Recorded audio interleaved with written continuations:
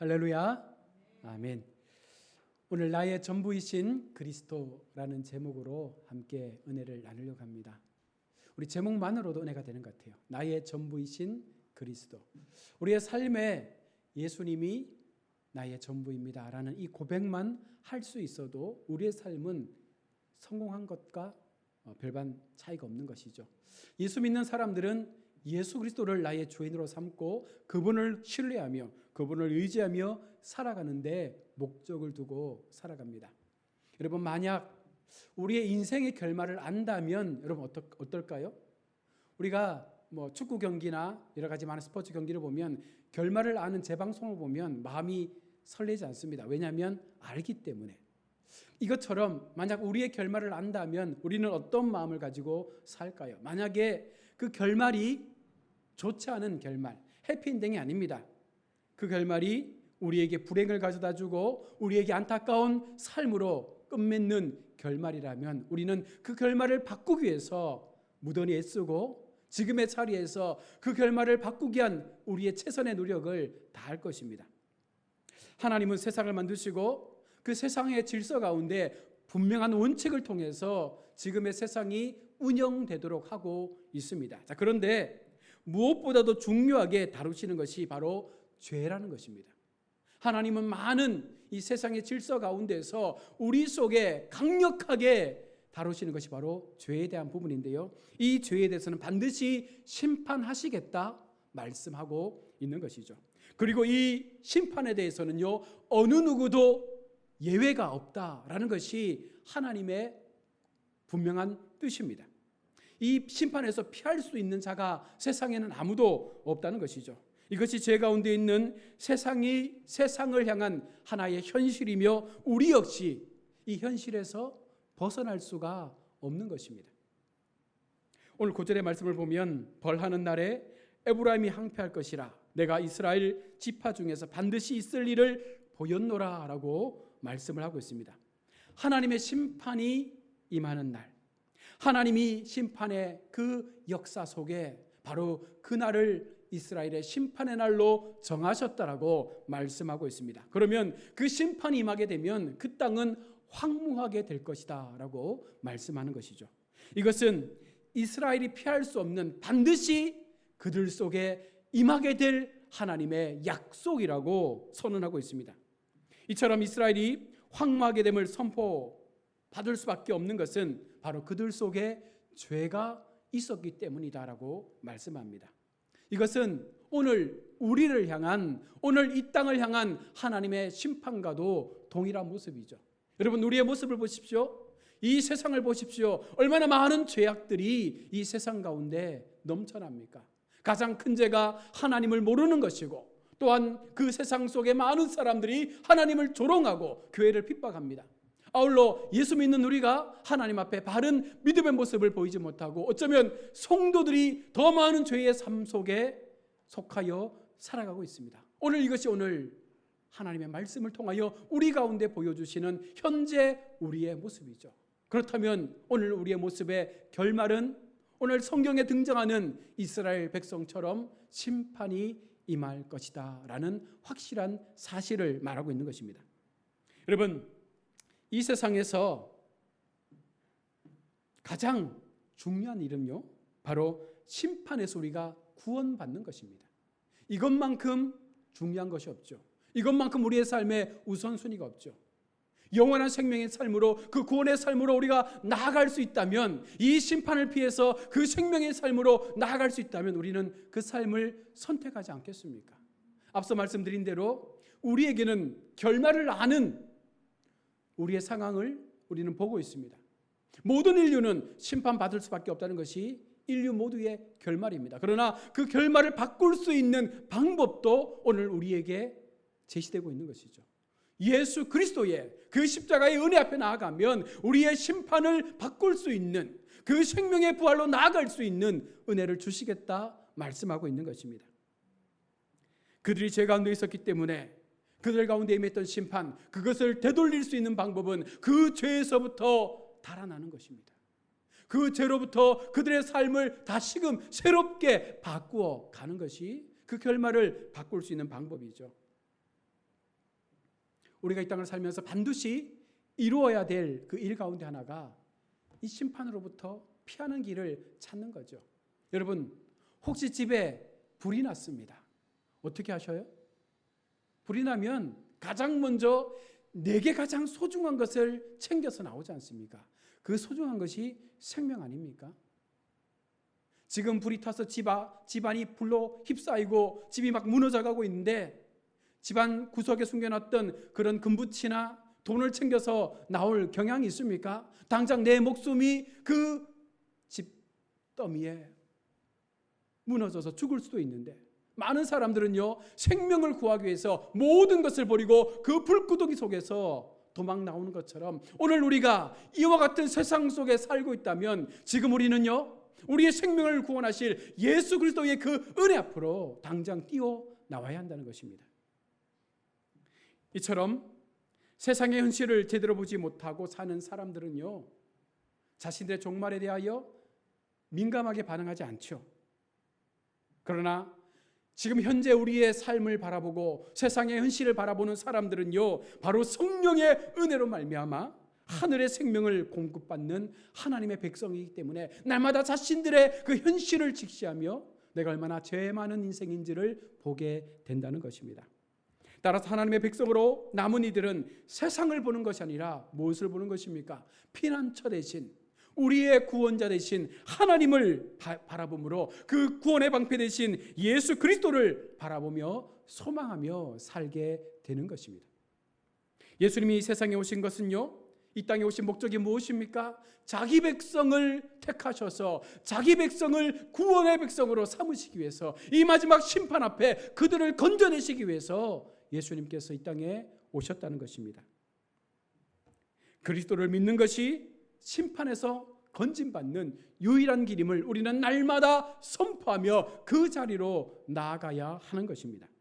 중요한 것은 세상이 심판을 받는 것은 성도로 부름받은 우리보다 믿지 않는 사람들이 더 죄가 많아서 심판받는 게 아닙니다. 주님은 말씀합니다. 사람이 죄를 범하였음에 모든 인류가 다 죄를 범하였다. 그리고 그 죄는요, 어느 한 사람도 피해갈 수 없다라고 말씀합니다. 로마서 기자는 의인은 없나니 한 사람도 없다라고 말씀했습니다. 그래서 그와 같은 세상, 모두가 죽어야 될 그 세상 가운데 예수 그리스도를 보내셔서 그 피의 공로로 말미암아 우리가 구원받는 은혜를 허락하여 주신 것이죠. 나는 곧 길이요 진리요 생명이니 나로 말미암지 않고는 아버지께로 갈 자가 없느니라. 오직 예수 그리스도 그 한 분만을 우리가 믿을 때에 우리에게는 그 멸망이 생명으로 바뀌어지는 은혜 앞에 세워지게 되는 것입니다. 그러므로 성도는 세상의 심판에서 자신의 죄를 볼 수 있어야 합니다. 그래야 그리스도를 믿는 것이 무엇인가를 알게 되는 것이죠. 내가 죄인됨을 고백할 수 있을 때에 그 순간 예수 그리스도를 바라보는 우리의 관점이 달라질 수밖에 없습니다. 죄를 보지 않고 예수님을 믿는다면 어떤 문제가 생깁니까? 우리 지난 시간 말씀을 나눴던 것처럼 기복신앙에 빠지는 거예요. 단순히 예수 그리스도를 우리의 수단으로 삼는 거죠. 우리에게 복을 주는 하나의 우상으로 예수 그리스도를 믿게 된다는 것입니다. 왜냐하면 내가 죄가 없다라고 믿기 때문에 그런 것이죠. 죄 없는 백성들이 갖고 있는 이 착오가 결국은 그들을 기복신앙으로 이끌어갔고 결국은 그들의 결말은 심판에 이르게 된다는 것입니다. 자신의 죄를 볼 수 있어야 내가 이렇게 사는 것이, 내가 지금 누리며 사는 모든 것이 하나님의 은혜라고 고백할 수 있기 때문입니다. 죄를 보지 않기 때문에 그 풍성한 은혜를 맛보며 살 수 없는 거예요. 예수님을 믿으면서도, 예수님을 믿는다라고 말하면서도 우리 속에 기쁨이 없습니다. 우리 속에 평강이 없습니다. 우리 속에 하늘로부터 임하는 하나님의 긍휼하심의 은혜가 전혀 경험되지 않습니다. 왜 그렇습니까? 우리의 죄를 고백하지 못하기 때문에 그런 거예요. 다만 세상을 바라보고 그 세상의 것으로 풍성해지기를 바라기 때문에 우리 마음에 평강이 찾아올 수 없는 것이죠. 참된 그리스도인은 예수 그리스도를 바라봐야 합니다. 참된 그리스도인은 세상을 보는 것이 아니라 예수 그리스도의 그 은혜 속에서 우리 현실을 바라봐야 한다는 것입니다. 따라서 세상이 기다리고 있는 것은요, 하나님의 심판이라는 그 현실에 눈을 뜨면 정말 지금 나에게 얼마나 중요하고 소중한 것이 무엇인가를 알게 되죠. 나를 그 심판에서 건지실 예수 그리스도의 그 피의 은혜밖에는 내가 살 수 없는 존재구나를 깨닫게 되면 우리는 더 하나님 앞에 나올 수밖에 없는 것입니다. 자, 그런데 이러한 현실을 보지 못하게 하는 악한 사탄의 영에 사로잡혀서 우리는 세상을 전부로 보며 살고 있습니다. 세상에서 부여되는 모든 것들이 나의 삶의 전부라고 믿기 때문에 그 예수 그리스도의 은혜 앞에 나갈 수 없는 것이죠. 하나님이 이러한 세상에서 자기 백성을 구원하시기 위해서, 자기 백성을 불러내기 위해서 그 분명한 현실 가운데 그들의 삶에 눈을 뜨도록 하기 위해서 예수 그리스도의 그 피의 십자가를 우리 가운데 허락하여 주신 것입니다. 죄로 인해 망하는 세상의 끝을 보며 살아가게 될 때에 그것이 얼마나 고통스럽고 그것이 얼마나 참혹한 현실인지를 깨닫도록 하기 위해서 이 무지한 인생들에게 예수 그리스도의 그 이름의 권세를 주셔서 그분으로 인하여 우리가 살 수 있음을 말하고 있는 것입니다. 그리고 자신 역시 죄를 보지 못할 때, 다시 말해 회개하지 않을 때 세상과 함께 멸망할 자임을 그렇게 우리로 깨닫도록 하기 위해서 오늘 우리에게 강력하게 말씀하고 있는 것입니다. 여러분, 회개는 나의 죄를 대신하여 십자가에 죽으신 예수 그리스도의 그 사랑으로 우리의 마음을 되돌리는 것이 회개입니다. 날마다 우리 마음 가운데 회개가 있다는 것은 날마다 나의 마음의 중심이 예수 그리스도의 십자가 앞으로 향하는 것이죠. 날마다 나의 모든 삶의 목적이 예수 그리스도의 삶으로 나아가는 것입니다. 그래서 예수 그리스도가 나의 전부라고 고백할 수밖에 없는 것이죠. 아무것도 손에 쥔 것이 없는데 예수 그리스도가 나의 전부이기에 우리는 만족하며 감사하며 풍요로운 인생의 삶을 산다라고 믿는 것입니다. 예수님이 없는 인생은 헛된 인생임을 고백하게 되는 것이죠. 그래서 자연히 예수 그리스도를 의지하며 그 주님께로 날마다 그 마음을 되돌리는 것을 회개라고 말씀하고 있는 것입니다. 우리는 회개하고 있습니까? 자, 그렇다면 우리의 마음이 예수 그리스도의 마음으로 옮겨져야 하는 거예요. 우리의 생각, 우리의 시선, 우리의 모든 듣는 것과 우리의 모든 말하는 것이 예수님과 같은 모습으로 작은 예수의 삶을, 작은 제자의 삶을 살아낼 수 있는 그런 행위의 모습들이 우리 삶 가운데 일어나야 그것이 진정한 회개의 삶을 사는 거예요. 말로만 회개합니다, 말로만 회개합니다 외치며 부르짖는 것이 아니라 그 회개의 기도 이후에 우리의 삶이 얼마나 예수님 앞에 집중되어 가고 있는지를 우리는 분명 고백할 수 있어야 합니다. 우리들 앞에 황무한 이스라엘이 오늘 보여집니다. 그리고 이방인의 침략으로 멸망에 처한 유다의 상황도를 우리 가운데 보여집니다. 그리고 이 모든 것이 죄 때문임을 성경은 분명히 우리 가운데 말씀해 주고 있습니다. 그 죄를 분명하게 경고했음에도 회개치 아니한 그들 속에 하나님의 심판이 임하고 있음을 오늘 우리 가운데에도 통일하게 말씀하고 있는 것입니다. 하나님이 책망했음에도 불구하고 그 책망을 듣지 않습니다. 오늘 우리 시대가 그렇습니다. 하나님께서 말씀을 통하여, 교회를 통하여, 강단을 통하여, 세상을 향하여 이것이 죄라고 선포함에도 불구하고 오늘날 세상은 그 하나님의 책망을 듣지 않습니다. 결국은 그들 가운데 남는 것은 심판밖에 없는 것이죠.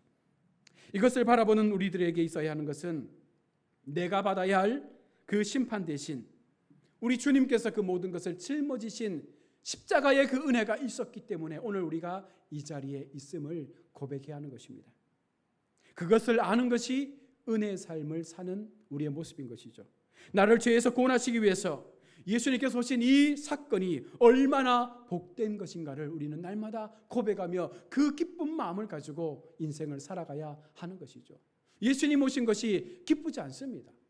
예수님의 십자가의 그 사건이 나의 삶과는 전혀 상관없습니다. 예수님의 그 부활의 영광이 나에게는 어떤 감흥도 주지 못하는 삶을 살지 않습니까? 그냥 교회를 다니고 있는 거예요. 그냥 교회 생활하고 있는 것이죠. 우리에게는 믿음 생활, 신앙 생활이 아니라 단순한 종교 생활을 통하여 그렇게 스스로를 위로하는 모습을 갖고 사는 것입니다. 이것은 회개하는 인생이 아닙니다. 우리 인생의 모든 것들을 버려서라도 그 주님을 살 수 있는 믿음의 자리로 나아가는 것, 진정한 예수님을 닮아갈 수 있는 그 믿음 앞에 우리의 삶이 더 겸손해질 수 있는 것, 바로 이것이 예수님을 닮아가는 회개의 삶인 것이죠. 오늘 10절과 11절 말씀을 보시면 유다 지도자들은 경계포를 옮기는 자 같으니 내가 나의 진노를 그들에게 물같이 부으리라. 에브라임은 사람의 명령 뒤따르기를 좋아함으로 학대를 받고 재판의 압제를 받는도다. 이것이 그들에게 부여된 죄명입니다. 그들이 지금 이와 같은 죄를 지으며 살았기 때문에 하나님께서 그들 속에 심판을 말하는 것이죠. 경계표는 땅의 경계를 표시한 하나의 돌비석과 같은 것입니다. 이스라엘은 가나안 땅에 도착했을 때, 그 땅을 점령했을 때 그 땅을 그들의 인수대로 그렇게 공정하게 하나님께서 배분해 주셨습니다. 그들의 수고로 얻은 땅이 아니라 오직 하나님의 은혜로 얻은 땅이었다는 사실입니다. 무상으로 주어진 것이죠. 자, 그런데 그 땅을 그들이 어떻게 지금 사용하고 있습니까? 이 땅은 사고 파는 땅이 아니죠. 주인은 하나님이시기 때문에 하나님께서 주어진 땅을 임의로 사고 팔 수 없습니다. 그런데 그들은 그것을 자신의 소유로 믿었고 그것이 욕심이 되어져서 하나씩 하나씩 그 땅을 사들이기 시작한 것입니다. 이스라엘 가운데 약자가 발생합니다. 강자는 약자의 땅을 자기들의 소유로 만들어 버렸습니다. 이것이 하나님의 은혜로 살고 있음을 잊어버린 그 백성들의 약점이 된 것이죠. 여러분, 하나님의 백성들은 하나님의 은혜로 살기 때문에 과도한 욕심과 과도한 집착을 버려야 합니다. 지금 나의 삶에 주어진 것에 감사하며 그것으로 만족할 수 있는 그 은혜로 살 때에 더 나은 은혜가 우리 앞에 펼쳐져 가는 것이죠. 세상 사람들처럼 조금 더 많은 것을 소유하기 위해서 계속해서 집착하다 보면 그 욕심이 우리를 삼켜버리게 되는 것입니다. 또한 에브라임은 사람의 명령 쫓기를 좋아했다라고 오늘 본문은 말씀합니다. 이것은요, 하나님의 다스림을 받으며 살아야 될 그 백성들이, 하나님의 명령을 받으며 살아야 될 그 백성들이 하나님을 두려워하는 것이 아니라 사람들을 두려워했기 때문에 그 사람들의 명령을 따르며 살게 된 것입니다. 신정주의 국가에서 하나님의 주권 가운데 세워진 나라가 하나님의 명령을 잊어버린 채 이제는 권력 앞에 그 마음들이 이끌려가고 있는 것이죠. 이런 유다와 에브라임에게 하나님은 좀 같고 썩은 것 같다라고 말합니다. 좀 같고 썩은 것 같은 그 인생들, 오늘 우리의 모습 아닙니까? 여러분, 우리가 그렇게 살고 있는 거예요. 우리의 교회 속에서 좀 있는 사람, 좀 힘 있는 사람한테 잘 보이려고 하고, 교회에서 헌금 많이 하는 사람, 좀 재력이 강한 사람한테 잘 붙어서 뭔가 좀 콩고물 얻으려고 그렇게 교회를 다니는 사람들도 있다고 합니다. 자신들의 영업을 위해서, 자신들의 영리를 위해서 교회를 출입하는 사람들도 있다고 합니다. 권력자의 손에 이끌리기 위해서. 여러분, 이것이 오늘 우리의 현실이라는 것이죠. 우리의 삶은 어떻습니까? 땅을 넓히는데, 재산을 증식하는데 집중하며 살지 않습니까? 어떤 것도 하늘로부터 임하는 그 마음의 평강의 은혜는 은혜라 생각하지 않고 손에 쥐어지는 것만을 은혜라고 믿으며 하나님 앞에 주옵소서 기도하지 않습니까? 여러분, 진정한 은혜는 우리의 삶을 되돌리시는, 우리의 마음에 하늘로부터 임하는 그 평강을 통하여 세상이 줄 수 없는 그 기쁨 가운데 우리가 세워지는 것, 바로 이것이 은혜 아닙니까? 그런데 우리는 이런 은혜를 원하지 않는다는 거예요. 심판의 하나님이시라는 것입니다. 바로 이 심판의 하나님께서 그와 같은 백성들에게 오늘 이 땅 가운데 하나님의 심판을 말씀하고 있는 것입니다. 하나님의 말씀을 떠나 있을 때 그 운명은 이와 같이 좀같이 되고 썩을 것 같이 되는 인생으로 끝나게 될 것입니다. 죄 가운데 있으면서도 죄에 대하여 무관심하고 그리스도를 의지 않는 이와 같은 사람들의 그들의 결말은 결국은 심판 앞에 모든 것을 잃어버리는 항무지가 되고 말 것입니다. 성도가 그리스도를 바라본다는 것은요, 제 아래에 있는 자신의 실체를 보는 거예요. 내가 얼마나 하나님 앞에 죄인인지, 내가 얼마나 잘못 살았는지, 내가 얼마나 욕심 많은 사람이었는지, 내가 얼마나 많은 사람들에게 상처를 주었는지, 내가 얼마나 자기중심적으로 살았는지를 바라보면서 그런 나를 사랑하셔서 나를 위하여 대신 죽으신 그 십자가의 은혜를 바라보는 것이 회개요. 그 은혜 앞에 납작 엎드리는 것이 바로 긍휼 받은 하나님의 백성들의 삶의 모습이라는 것입니다. 심판 아래 있는 세상의 현실을 바라볼 때에, 죄 아래 있는 나의 현실을 바라볼 때에 그리스도를 믿는 자로 산다는 것이 인생의 가장 큰 즐거움임을 우리는 그것을 믿으며 복으로 생각하며 살게 된다는 것입니다. 예수 믿는 것이 복인 줄로 믿습니까? 예수 그리스도의 그 은혜 속에 내가 이 모든 죄로부터 속함받은 것이 복인 줄로 믿습니까? 조금 덜 가졌더라도, 내가 조금 덜 좀 못 먹더라도, 좋은 집에 못 산다 할지라도 지금 내가 예수 믿는 것, 그분이 나의 전부라고 고백하는 이것이 하나님 앞에 복인 줄로 믿는다면 여러분 그것이 잘 사는 인생이에요. 이것이 성도이기에 우리는 그리스도를 믿어서 세상의 다른 것을 얻으려고 애쓰지 않습니다. 그것은 덤으로 주어지는 하나님의 복이기 때문에 애써 우리의 힘으로 그것을 찾으려고 노력하지 않습니다. 우리가 찾는 것은 오직 하나님의 은혜요, 오직 긍휼의 사랑이며 오직 나를 위하여 십자가의 모든 것을 내어주신 그 사랑뿐임을 우리는 고백할 수밖에 없는 것입니다.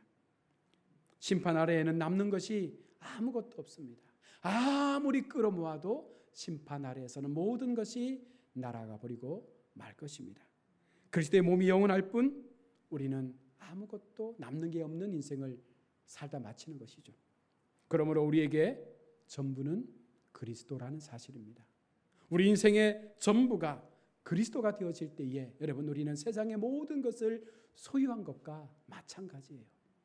이 땅의 주인이신 하나님께서 그 아들 독생자 예수 그리스도를 통하여 우리에게 생명 주셨기 때문에 그 아들 독생자 예수님을 통하여 하나님께로 나아간다면 우리는 하나님의 상속자가 되는 것입니다. 이 땅의 모든 것이 우리의 것이 되어지는 것이죠. 그 마음으로 세상을 살면 더 넉넉하고 더 위로받을 수 있는 마음으로 살게 되는 것입니다. 여러분 그것이 성도가 갖는 가장 큰 힘이 되는 것이죠. 그래서 우리는 담대하게 사는 거예요. 좀 남들보다 많은 물질을 갖지 못해도 우리는 당당합니다. 왜? 하나님이 우리 편이시니까. 내가 좀 영적으로 부족하지만 그런 나에게 성령 주셔서 하나님을 우리를 영으로 강하게 하셔서 하나님의 사람답게 살도록 하셨습니다. 그러기에 여러분 우리가 좀 육신적으로 약해도 우리는 담대하게 하나님을 고백하는 거예요. 왜 그렇습니까? 하나님이 우리의 전부이시니까. 하나님께서 우리의 편이 되어주시니까 우리는 그분을 인하여 감사할 수밖에 없고 우리의 마음을 고백할 수밖에 없는 것입니다.